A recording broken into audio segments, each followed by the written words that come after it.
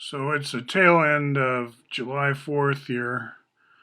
I'm getting some agreement online that Fourth Reich is definitely apt.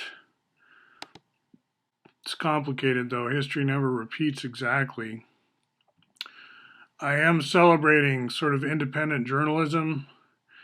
I'm not sure what about the whole number of volumes meme is too difficult for journalists. It's like they look for leverage in these stories, and I think there's some obvious things to talk about regarding design science revolution as defined in Wikipedia.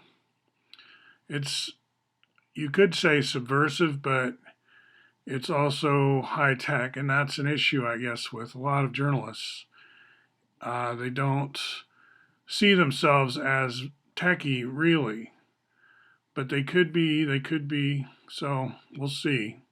I thought Wired would magazine would do something here, but they said Fuller was a crackpot in some interview. So without really explaining it, just in the worst possible way, in the best possible way, something like that. Anyway, I have a video on that, a YouTube on that. Was Bucky a crackpot?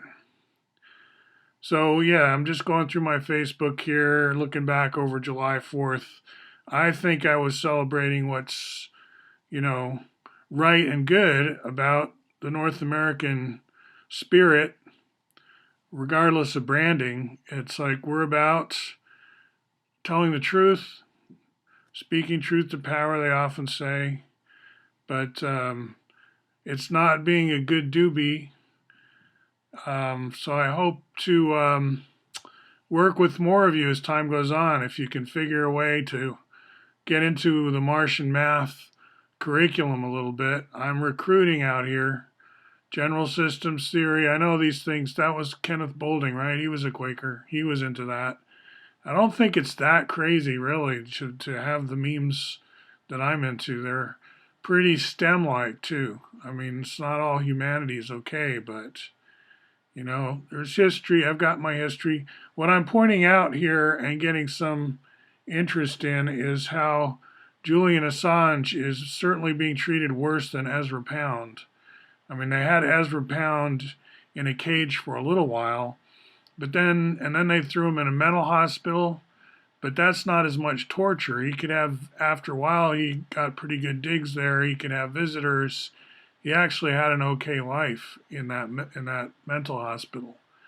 And by parallel, today we give Julian Assange, um, he can at least communicate with the world. I think that this idea that prison means you can't even talk to anybody, that you're, because then they can abuse you and they can say, you know, you won't be able to tell anybody. You won't be able to tell your side of the story ever.